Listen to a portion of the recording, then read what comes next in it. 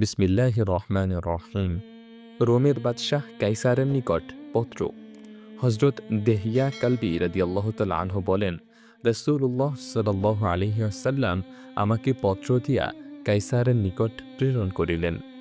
আমি তাহার নিকট পৌঁছিয়া পত্রখানা তাহাকে দিলাম।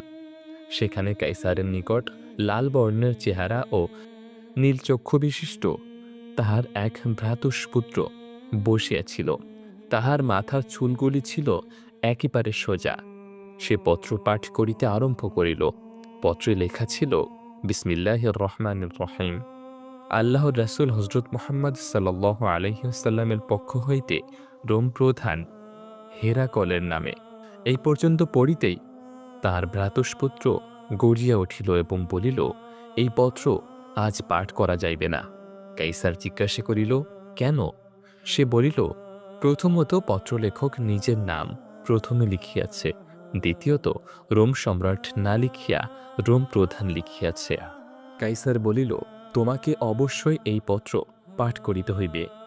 অতঃপর যখন সে উহা পাঠ করা শেষ করিল এবং দরবারিগণ সকলেই সেখান হইতে চলিয়া গেল, তখন কাইসার আমাকে এবং তাহার বিশেষ উপদেষ্টার মর্যাদায় অধিষ্ঠিত পাত্রীকে ভিতরে নিজের কাছে ডাকিয়া লইয়া গেল। লোকেরা পাদ্রীকে পত্রের বিষয়বস্তু সম্পর্কে পূর্বেই অবহিত করিয়াছিল। সুতরাং কাইসার ও তাহাকে সব বিষয়ে অবহিত করিয়া তাহাকে রাসূলুল্লাহ সাল্লাল্লাহু আলাইহি ওয়াসাল্লামের পত্র পড়িতে দিল। পত্র পাঠান্তে পাদ্রী বলিল, ইনিই তো সেই নবী আমরা যাহার অপেক্ষা করিতেছিলাম এবং হযরত ঈসা আলাইহিস সালাম যাহার সম্পর্কে আমাদিগকে সুসংবাদ দিয়াছিলেন। কাইসার বলিল, এমতাবস্থায় আপনি আমাকে কি করিতে বলেন? পাদ্রী বলিল, অবশ্য আমি তাহাকে সত্য বলিয়া স্বীকার করিব এবং তাহার অনুসারী হইব। কাইসার বলিল, তবে আমি যদি এমন করি, তাহা হইলে আমার রাজত্ব হাতছাড়া হইয়া যাইবে। হযরত দেহিয়া রাদিয়াল্লাহু তাআলা আনহু বলে, তারপর আমরা তাহার নিকট হইতে বাহির হইয়া আসিলাম। হযরত আবু সুফিয়ান রাদিয়াল্লাহু তাআলা আনহু সে সময় ব্যবসার উদ্দেশ্যে সেখানে গিয়েছিলেন।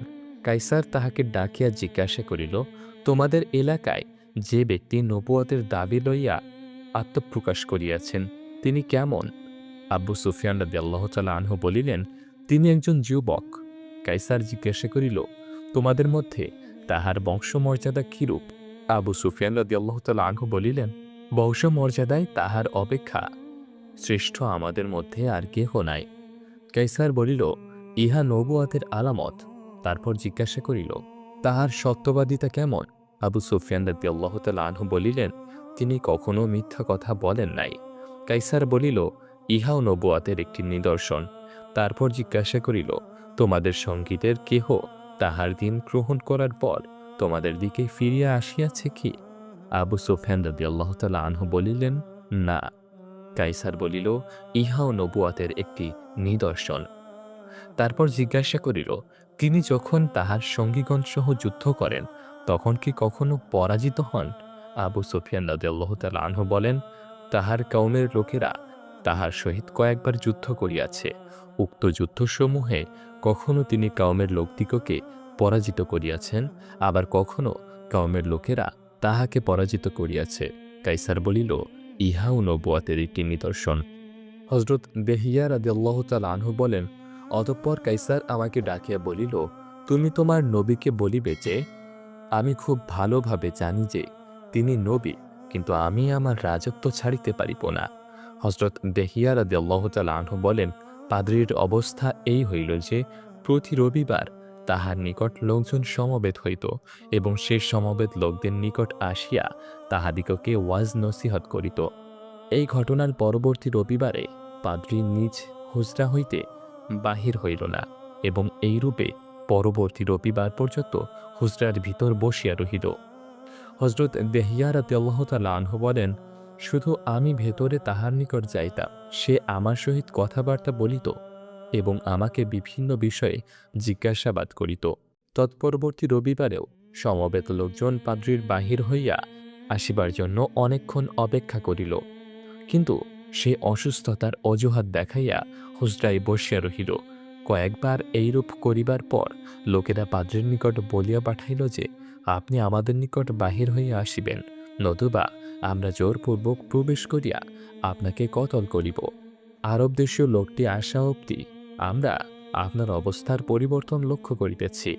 হজরত দেহিয়া রাদিয়াল্লাহু তাআলা আনহু বলেন, পাদ্রী আমাকে বলিল, এই চিঠি নিন, ইহা আপনার হজরতকে দিবেন এবং তাহাকে আমার সালাম জানাইয়া বলিবেন, নিঃসন্দেহে আমি সাক্ষ্য দিতেছি যে আল্লাহ ব্যতীত কোনো মাবুদ নাই এবং হজরত মুহাম্মদ সাল্লাল্লাহু আলাইহি ওয়াসাল্লাম আল্লাহর রাসূল। আমি তাহার প্রতি ঈমান আনিয়াছি, তাহাকে সত্য বলিয়া স্বীকার করিয়াছি এবং তাহার অনুসারী হইয়াছি। আর ইহাও বলিবেন যে আমার ঈমান আনায়নকে এখানকার লোকেরা পছন্দ করিতেছে না, আর আপনি এখানে যাহা কিছু দেখিতেছেন তাহাও বলিবেন। অতঃপর পাদ্রী হুজরা হইতে বাহির হইয়া আসিল এবং সমবেত লোকেরা তাহাকে শহীদ করিয়া দিল। কোন কোন ওলামা বলেন, হেরাকল নবী করিম সাল্লাল্লাহু আলাইহি ওয়াসাল্লামের পত্র পাঠ করিয়া বলিল, তোমার ভালো হোক, খোদার কসম আমি ভালোভাবেই জানি তোমার হজরত প্রেরিত নবী এবং ইনি আমাদের সেই প্রতীক্ষিত ব্যক্তি। আমরা আমাদের কিতাবে তাহার বর্ণনা পাইতেছি, কিন্তু রোম অধিবাসীদের পক্ষ হইতে আমি আমার প্রাণনাশের আশঙ্কা করিতেছি। যদি এই আশঙ্কা না হইত আমি অবশ্যই তাহার অনুসারী হইতাম। অতএব তুমি তাগাতির পাদ্রীর নিকট যাও এবং তাহার নিকট তোমাদের হজরতের বিষয়টি ব্যক্ত করো, কারণ সে রোম দেশে আমার অপেক্ষা বড় এবং তাহার কথা অধিক মান্য করা হয়। হজরত দেহিয়া রাদিয়াল্লাহু তাআলা আনহু উক্ত পাদ্রীর নিকট আসিলেন এবং তাহাকে সব কথা বলিলেন। পাদ্রী শুনিয়া বলিল, খোদার কসম তোমার হজরত প্রেরিত নবী, আমরা তাহার গুণাবলী ও নামসহ তাহাকে চিনি। অতঃপর সে ঘরে প্রবেশ করিয়া নিজের পোশাক পরিবর্তন করিল এবং সাদা পোশাক পরিধান করত বাহিরে রোমবাসীদের সম্মুখে আসিয়া কালেমায়ে শাহাদাত পাঠ করিল। লোকেরা তাহার উপর ঝাঁপাইয়া পড়িল এবং তাহাকে শহীদ করিয়া দিল। ইসাবাহ সাঈদ ইবনে আবি রাশেদ রহমাতুল্লাহি আলাইহি বলেন, হেরাকলের পক্ষ হইতে রাসূলুল্লাহ সাল্লাল্লাহু আলাইহি ওয়াসাল্লামের নিকট প্রেরিত দূত তানুখিকে হিমস শহরে দেখিয়াছি। তিনি খুবই বয়সবৃদ্ধ ও মুমূর্ষ অবস্থায় পৌঁছিয়া গিয়াছিলেন এবং আমার প্রতিবেশী ছিলেন। আমি তাহাকে বলিলাম, হেরাকলের সহিত রাসূলুল্লাহ সাল্লাল্লাহু আলাইহি ওয়াসাল্লামের পত্র বিনিময়ের ঘটনা সম্পর্কে আমাকে বলিবেন কি? তিনি বলিলেন, হ্যাঁ, অবশ্যই। রাসূলুল্লাহ সাল্লাল্লাহু আলাইহি ওয়াসাল্লাম তবুকে পৌঁছার পর হযরত দেহিয়া কালবী রাদিয়াল্লাহু তাআলা আনহুকে হেরাকলের নিকট প্রেরণ করিলেন। রাসূলুল্লাহ সাল্লাল্লাহু আলাইহি ওয়াসাল্লামের পত্র পাইয়া হেরাকল রোমের ছোট বড় সকল পাদ্রীগণকে দরবারে ডাকাইয়া আনিল এবং দরবারের সমস্ত দরজা বন্ধ করিয়া দিল। অতঃপর বলিল, এই ব্যক্তি অর্থাৎ রাসূলুল্লাহ সাল্লাল্লাহু আলাইহি ওয়াসাল্লাম যে স্থানে অর্থাৎ তবুকে আসিয়া অবস্থান গ্রহণ করিয়াছেন তাহা তোমরা অবগত আছো। তিনি আমাকে তিনটির একটি গ্রহণ করিবার আহ্বান জানাইয়া সংবাদ পাঠাইয়াছেন। তিনি এই আহ্বান জানাইতেছেন যে আমি তাহার দিন গ্রহণপূর্বক তাহার অনুসরণ করি, আর না হয় কর প্রদান করি। এমত অবস্থায় আমাদের জমিন আমাদের হাতে থাকিবে, অন্যথায় আমরা যুদ্ধ করি। খোদার কসম তোমরা নিজেদের কিতাবের মাধ্যমে অবগত আছো যে এই ব্যক্তি আমার পায়ের নিচের এই জমিন অবশ্যই অধিকার করিবেন। অতএব আসো, আমরা তাহার দিন গ্রহণ করত তাহার অনুসরণ করি, আর না হয় কর প্রদান করি। ইহা শুনিয়া তাহারা একযোগে চিৎকার করিয়া উঠিল এবং গোস্বার হিতাহিত জ্ঞানশূন্য হইয়া মাথার টুপি ছুঁড়িয়া ফেলিয়া দিল। অতঃপর তাহারা বলিল, আপনি আমাদিগকে খ্রিস্ট ধর্ম পরিত্যাগ করিয়া হেজাজ হইতে আগত এক আরব বেদুইনের গোলাম হইতে বলিতেছেন। হেরাকল তখন বুঝিতে পারিল যে ইহারা এখান হইতে এই অবস্থায় বাহির হইলে অন্যান্যদেরকে বিদ্রোহী বানাইয়া ফেলিবে এবং দেশের শাসন ব্যবস্থা নষ্ট করিয়া দিবে। তখন সে তাহাদিগকে বলিল, প্রকৃতপক্ষে নিজ ধর্মমতের উপর তোমরা কতখানি মজবুত তাহা জানিবার উদ্দেশ্যে আমি এই কথা বলিয়াছি। তারপর সে তুজিবা গোত্রের আরব দেশীয় খ্রিস্টানদের সর্দারকে ডাকিয়া বলিল, ভালো স্মরণশক্তি রাখে এরূপ একজন আরবীকে আমার নিকট ডাকিয়া আনো। আমি তাহাকে এই ব্যক্তি অর্থাৎ নবী করিম সাল্লাল্লাহু আলাইহি ওয়াসাল্লামের নিকট তাহার পত্রের জবাব দিয়া প্রেরণ করিব। সুতরাং উক্ত সর্দার আমার নিকট আসিল। অতঃপর আমি হেরাকলের নিকট উপস্থিত হইলে সে আমাকে হাড়ের উপর লিখিত একখানা পত্র দিয়া বলিল, তুমি আমার পত্র লইয়া এই ব্যক্তি অর্থাৎ নবী করিম সাল্লাল্লাহু আলাইহি ওয়াসাল্লামের নিকট যাও। সেখানে তুমি তাহার যে সকল কথাবার্তা শুনিবে তন্মধ্য হইতে ৩টি বিষয় বিশেষভাবে স্মরণ রাখিবে। ১. খেয়াল রাখিবে আমার নিকট প্রেরিত তাহার পত্রের বিষয়ে তিনি কি বলেন। ২. লক্ষ্য করিবে আমার এই পত্র পাঠ করিয়া তিনি রাত্রি সম্পর্কে কিছু বলেন কিনা। ৩. তাহার পিঠের দিকে খেয়াল করিয়া দেখিবে কোনো বিশেষ কিছু দেখিতে পাও কিনা, যাহাতে তোমার মনে সন্দেহের উদ্রেক হয়। তমুখী বৃদ্ধ বলেন, আমি তাহার পত্র লইয়া রওয়ানা হইলাম এবং তবুক পৌঁছিয়া দেখিতে পাইলাম যে রাসূলুল্লাহ সাল্লাল্লাহু আলাইহি ওয়াসাল্লাম একটি ঝর্ণার পাশে তাহার সাহাবীদের মাঝে বসে আছেন। আমি জিজ্ঞাসা করিলাম, তোমাদের হযরত কোথায়? বলা হইল, এই যে তিনি। আমি হাঁটিয়া অগ্রসর হইলাম এবং তাহার সম্মুখে বসিলাম। অতঃপর আমি তাহাকে পত্রখানা দিলাম। তিনি উহা নিজের কোলের উপর রাখিয়া জিজ্ঞাসা করিলেন, তুমি কোন গোত্রের? বলিলাম, আমি একজন তনুখ গোত্রীয় লোক। তিনি বলিলেন, তুমি তোমাদের পিতা ইব্রাহিম আলাইহিসসালামের দিন, যাহা সর্বপ্রকার ভুল ভ্রান্তি হইতে পবিত্র, গ্রহণ করিবে কি? আমি বলিলাম, আমি এক কওমের দূত হিসাবে আসিয়াছি এবং এক কওমের ধর্মের উপর বিদ্যমান আছি। তাহাদের নিকট ফিরিয়া যাওয়া পর্যন্ত আমি উহা ত্যাগ করিতে পারি না। রাসূলুল্লাহ সাল্লাল্লাহু আলাইহি ওয়াসাল্লাম এই আয়াত তেলাওয়াত করিলেন। বিসমিল্লাহির রহমানির রহিম। ইন্নাকা লা তাহদি মান আহবাবতা ওয়ালাকিন্নাল্লাহা ইয়াহদি মান ইয়াশা ওয়া হুয়া আ'লামু বিল মুহতাদিন। অর্থ, আপনি যাহাকে চাহেন হেদায়েত করিতে পারিবেন না, বরং আল্লাহ তাআলা যাহাকে চাহেন হেদায়েত করেন, আর হেদায়েত প্রাপ্তদের সম্পর্কে তিনিই ভালোরূপে অবগত আছেন। হে তনুখী ভাই, আমি নাজাশীর নিকট পত্র লিখিয়াছি, কিন্তু সে আমার পত্রখানা ছিঁড়িয়া ফেলিয়াছে। আল্লাহ তাআলাও তাহাকে এবং তাহার দেশকে টুকরা টুকরা করিয়া দিবেন। এই নাজাশী সেই নাজাশী নহে যিনি রাসূলুল্লাহ সাল্লাল্লাহু আলাইহি ওয়াসাল্লামের পত্র পাইয়া ইসলাম গ্রহণ করিয়াছিলেন এবং রাসূলুল্লাহ সাল্লাল্লাহু আলাইহি ওয়াসাল্লাম যাহার গায়েবানা জানাজা পড়িয়াছিলেন। আর তোমাদের বাদশাহ কাইসারের নিকটও পত্র লিখিয়াছি, সে আমার পত্রকে হেফাজত করিয়াছে, অর্থাৎ ছিঁড়িয়া ফেলে নাই। অতএব যতদিন তাহার জীবনে কল্যাণ লেখা রহিয়াছে, ততদিন জনগণ তাহাকে ভয় করিতে থাকিবে। আমি মনে মনে বলিলাম, হেরাকল আমাকে যে ৩টি বিষয়ের প্রতি লক্ষ্য করিতে বলিয়াছিল, ইহা তন্মধ্য হইতে। সুতরাং আমি আমার তীরদান হইতে একটি তীর বাহির করিয়া উহার অগ্রভাগ দ্বারা আমার চামড়ার তৈরি তরবারির খাপের উপর তাহা লিখিয়া লইলাম। অতঃপর তিনি তাহার বাম পাশে উপবিষ্ট একজনকে পত্রখানা দিলেন। আমি জিজ্ঞাসা করিলাম, পত্র পাঠকারী এই ব্যক্তি কে? লোকেরা বলিল, ইনি হযরত মুআবিয়া রাদিয়াল্লাহু তাআলা আনহু। হযরত মুআবিয়া রাদিয়াল্লাহু তাআলা আনহু পত্র পড়িতে আরম্ভ করিলেন। পত্রে লেখা ছিল যে তিনি আমাকে এমন বেহেশতের প্রতি আহ্বান জানাইতেছেন, যাহার প্রশস্ততা আসমান ও জমিন সমতুল্য, যাহা মুত্তাকিদের জন্য প্রস্তুত করা হইয়াছে। বেহেশতই যদি আসমান ও জমিন সমতুল্য হয়, তবে দোজখ কোথায় হইবে? রাসূলুল্লাহ সাল্লাল্লাহু আলাইহি ওয়াসাল্লাম বলিলেন, সুবহানাল্লাহ, যখন দিন হয় তখন রাত্র কোথায় থাকে? আমি তৎক্ষণাৎ আমার তীরদান হইতে একটি তীর বাহির করিয়া এই কথা আমার তরবারির খাপের চামড়ায় লিখিয়া লইলাম। অতঃপর পত্রপাঠ শেষ হইলে তিনি আমাকে বলিলেন, তুমি একজন দূত হিসেবে আসিয়াছ, তোমার আমাদের উপর হক রহিয়াছে। আমাদের নিকট কিছু থাকিলে অবশ্যই আমরা তোমাকে তোহফা স্বরূপ দিতাম, কিন্তু বর্তমানে আমরা সফরে রহিয়াছি, আমাদের পাথেয় সম্পূর্ণ শেষ হইয়া গিয়াছে। তনখী বলেন, এমন সময় লোকদের মধ্য হইতে একজন আওয়াজি দিয়া বলিল, আমি তাহাকে তোহফা দিব। অতঃপর সে তাহার সামানপত্র খুলিয়া সাফরিয়া নামক প্রসিদ্ধ একজোড়া কাপড় বাহির করিয়া আনিল এবং আমার কোলের উপর রাখিয়া দিল।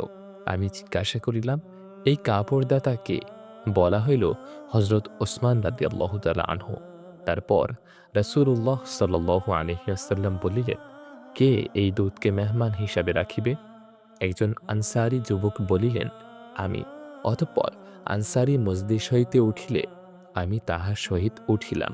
আমি মজলিস হইতে বাহিরে আসিলে রাসূলুল্লাহ সাল্লাল্লাহু আলাইহি ওয়াসাল্লাম হে তনুক্ষী ভাই বলিয়া আমাকে ডাকিলেন। আমি পুনরায় আসিয়া পূর্বের জায়গায় দাঁড়াইলাম। তিনি পৃষ্ঠদেশ হইতে চাদর সরাইয়া বলিলেন, তোমাকে যাহা আদেশ করা হইয়াছে তাহা এই দিকে আসিয়া সমাধা করিয়া লও। আমি তাহার পেছন দিকে আসিয়া কাঁধের নরম হাড্ডির উপর কবুতরের ডিমের ন্যায় মোহরে নবুয়াত দেখিতে পাইলাম। বিদাহ। হজরত ইবনে আব্বাস রাদিয়াল্লাহু তাআলা আনহু বলেন, হজরত আবু সুফিয়ান রাদিয়াল্লাহু তাআলা আনহুর সহিত হজরত আবু সুফিয়ান ও কোরাইশি কাফেরগণের সন্ধি চুক্তি সম্পাদিত হইবার পর হজরত আবু সুফিয়ান রাদিয়াল্লাহু তাআলা আনহু কোরাইশি এক তেজারতি কাফেলার সাথে সিরিয়া গিয়াছিলেন। তাহারা ইলিয়া শহরে অবস্থান করিতেছিলেন। এমন সময় হেরাকল লোক মারফত তাহাদিগকে আপন দরবারে ডাকাইয়া আনিল। দরবারে হেরাকলের চারিপার্শ্বে রোমের বড় বড় সর্দারগণ উপস্থিত ছিল। তাহারা দরবারে উপস্থিত হইলে হেরাকল একজন দোভাষীকে ডাকিল। তারপর জিজ্ঞাসা করিল, তোমাদের দেশে যিনি নবুয়াতের দাবি করিয়াছেন, বংশগতভাবে তোমাদের মধ্যে কে তাহার সর্বাপেক্ষা নিকটবর্তী? হজরত আবু সুফিয়ান রাদিয়াল্লাহু তাআলা আনহু বলেন, আমি বলিলাম, আমি বংশগতভাবে তাহার অধিক নিকটবর্তী। হেরাকল বলিল, এই ব্যক্তিকে আমার নিকট বসাও এবং তাহার সঙ্গীগণকে তাহার পিছনের নিকটেই বসাও।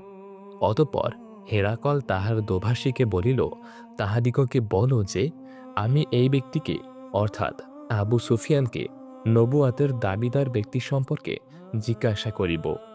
যদি এই ব্যক্তি আমার সহিত কোনো কথা মিথ্যা বলে, তবে তোমরা তাহা ধরাইয়া দিবে। হজরত আবু সুফিয়ান রাদিয়াল্লাহু তাআলা আনহু বলেন, খোদার কসম, যদি এই আশঙ্কা না হইত যে আমার সঙ্গীগণ আমাকে মিথ্যাবাদী বলিয়া প্রচার করিবে, তবে অবশ্যই সেদিন আমি নবী করিম সাল্লাল্লাহু আলাইহি ওয়াসাল্লাম সম্পর্কে মিথ্যা বলিতাম। অতঃপর হেরাকল নবী করিম সাল্লাল্লাহু আলাইহি ওয়াসাল্লাম সম্পর্কে আমাকে প্রথম প্রশ্ন এই করিল যে, তোমাদের মধ্যে তাহার বংশমর্যাদা কিরূপ? আমি উত্তর দিলাম, তিনি আমাদের মধ্যে উচ্চ বংশীয়। সে জিজ্ঞাসা করিল, তাহার পূর্বে তোমাদের মধ্যে আর কেহ এরূপ দাবি করিয়াছে কি? আমি বলিলাম, না। সে জিজ্ঞাসা করিল, তাহার পূর্বপুরুষদের মধ্যে কেহ বাদশাহ ছিলেন কি? আমি বলিলাম, না। সে জিজ্ঞাসা করিল, সম্ভ্রান্ত ও শক্তিশালী লোকেরা তাহার অনুসরণ করিয়াছে নাকি সাধারণ ও দুর্বল লোকেরা তাহার অনুসরণ করিয়াছে? আমি বলিলাম, বরং সাধারণ ও দুর্বল লোকেরা তাহার অনুসরণ করিয়াছে। সে জিজ্ঞাসা করিল, তাহার অনুসারীদের সংখ্যা দৈনন্দিন বাড়িতেছে না কমিতেছে? আমি বলিলাম, বাড়িতেছে। সে জিজ্ঞাসা করিল, তাহাদের মধ্যে কেহ দিন গ্রহণ করিবার পর উহার প্রতি বিতৃষ্ণ হইয়া পুনরায় উহা ত্যাগ করিয়াছে কি? আমি বলিলাম, না। সে জিজ্ঞাসা করিল, তাহার এই দাবি উত্থাপনের পূর্বে তোমরা তাহাকে কখনো মিথ্যা বলার দোষে দোষী করিয়াছ কি? আমি বলিলাম, না। সে জিজ্ঞাসা করিল, তিনি ওয়াদা ভঙ্গ করেন কি? আমি বলিলাম, না। তবে বর্তমানে তাহার ও আমাদের মধ্যে একটি চুক্তি সম্পাদিত হইয়াছে, জানি না এই ব্যাপারে তিনি কি করিবেন। হজরত আবু সুফিয়ান রাদিয়াল্লাহু তাআলা আনহু বলেন, এই সকল কথাবার্তার মধ্যে এইটুকু ব্যতীত রাসূলুল্লাহ সাল্লাল্লাহু আলাইহি ওয়াসাল্লামের বিরুদ্ধে আমি আর কোনো কথা বলিতে পারি নাই। হেরাকল জিজ্ঞাসা করিল, তোমরা এ যাবৎ তাহার সহিত যুদ্ধ করিয়াছ কি? আমি বলিলাম, হাঁ, করিয়াছি। সে জিজ্ঞাসা করিল, তাহার সহিত যুদ্ধের পরিণতি কি হইল? আমি বলিলাম, তাহার ও আমাদের মধ্যে যুদ্ধের ফলাফল সমান সমান। কখনো তিনি জয়যুক্ত হইয়াছেন, কখনো আমরা জয়যুক্ত হইয়াছি। সে জিজ্ঞাসা করিল, তিনি তোমাদেরকে কি কি বিষয়ে আদেশ করিয়া থাকেন? আমি বলিলাম, তিনি বলেন, এক আল্লাহর ইবাদত করো, তাহার সহিত কোনো বস্তুকে শরিক করিও না। তোমাদের বাপদাদাদের কথা পরিত্যাগ করো। তিনি আমাদিগকে নামাজ পড়িতে, সত্য কথা বলিতে, সচ্চরিত্র হইতে এবং আত্মীয় স্বজনের সহিত সদ্ব্যবহার করিতে আদেশ করেন। অতঃপর হেরাকল তাহার দোভাষীকে বলিল, তাহাকে বলো, আমি তোমাকে তাহার বংশ সম্পর্কে জিজ্ঞাসা করিয়াছি। তুমি বলিয়াছ, তিনি তোমাদের মধ্যে উচ্চ বংশীয়। রাসূলগণ এইভাবে তাহাদের কওমের উচ্চ বংশেই প্রেরিত হইয়া থাকেন। আমি তোমাকে জিজ্ঞাসা করিয়াছি, তাহার পূর্বে তোমাদের মধ্যে আর কেহ এরূপ দাবি করিয়াছে কিনা? তুমি বলিয়াছ, আর কেহ করে নাই। আমি মনে মনে বলিলাম, যদি তাহার পূর্বে আর কেহ এরূপ দাবি করিত, তবে বলিতাম, এই ব্যক্তি তাহার পূর্ববর্তী ব্যক্তির অনুসরণ করিতেছে।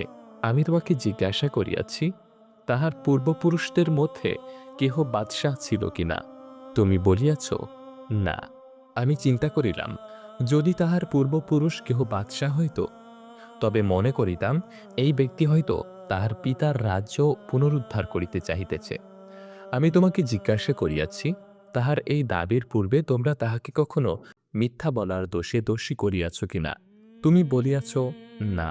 ইহাতে বুঝিতে পারিলাম যে ব্যক্তি মানুষের সহিত মিথ্যা বলা পরিত্যাগ করিয়াছে, সে আল্লাহর ব্যাপারে মিথ্যা বলিতে পারে না।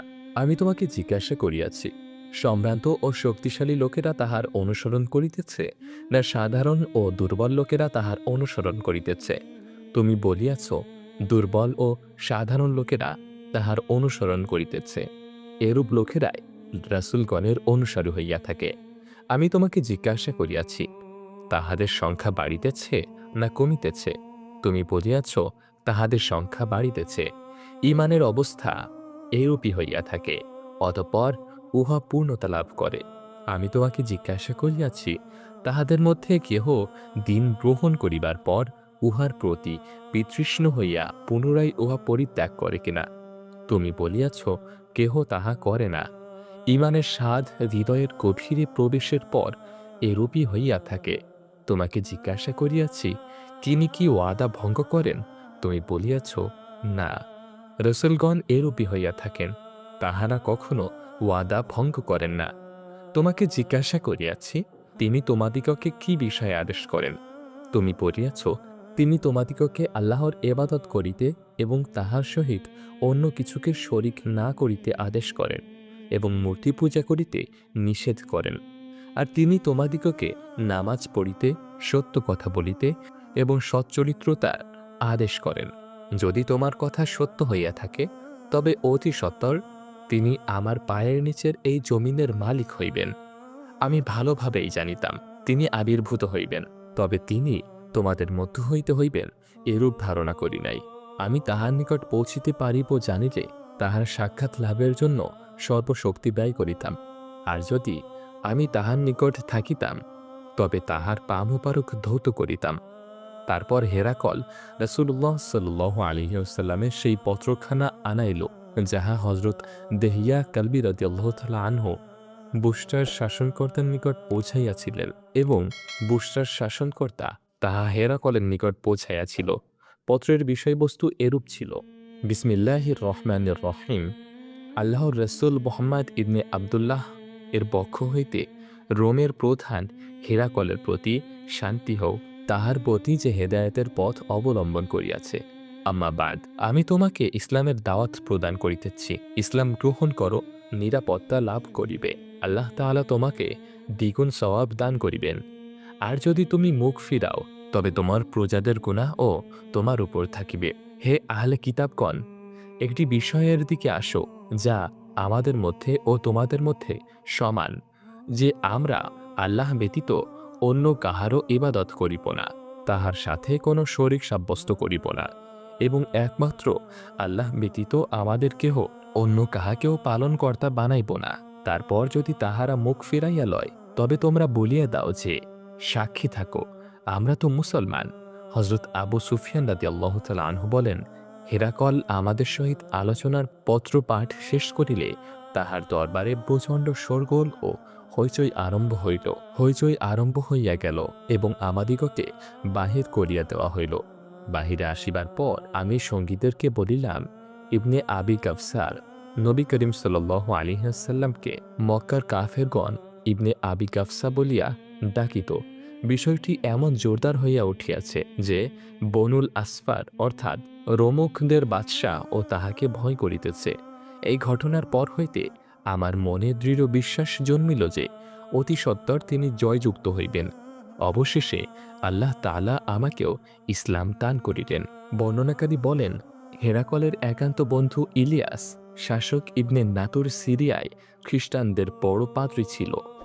এই ইবনে নাতুর বর্ণনা করিয়াছে যে হেরাকল একবার যখন ইলিয়ায় অর্থাৎ বাইতুল মুকাদ্দাসে আসিল, তখন একদিন সকালবেলা তাহাকে অত্যন্ত চিন্তিত ও বিমর্ষ দেখা গেল। বড় পাদ্রীদের একজন তাহাকে বলিল, আপনার শরীর ভালো নয় বলিয়া মনে হইতেছে। হেরাকল জ্যোতির্বিদ্যায় অত্যন্ত পারদর্শী ছিল এবং গ্রহ নক্ষত্রাদির হিসাব জানিত। সে পাদ্রীর কথার উত্তরে বলিল, আমি তারকারাজির প্রতি লক্ষ্য করিয়া জানিতে পারিয়াছি যে দুনিয়াতে খাতনাকারীদের বাদশাহের আবির্ভাব ঘটিয়াছে। বিশ্বে কোন জাতির প্রতি খাতনার প্রচলন রহিয়াছে তোমরা বলিতে পারো কি? পাদ্রীগণ বলিল, ইহুদিরা ব্যতীত অন্য কোনো জাতির মধ্যে খাতনার প্রচলন নাই এবং ইহুদিদের ব্যাপারে আপনার চিন্তিত হইবার কোনো প্রয়োজন নাই। আপনার শাসনাধীন সকল শহরে ইহুদিদের হত্যা করার নির্দেশ জারি করিয়া দিন। তাহাদের মধ্যে এরূপ আলোচনা চলিতেছিল।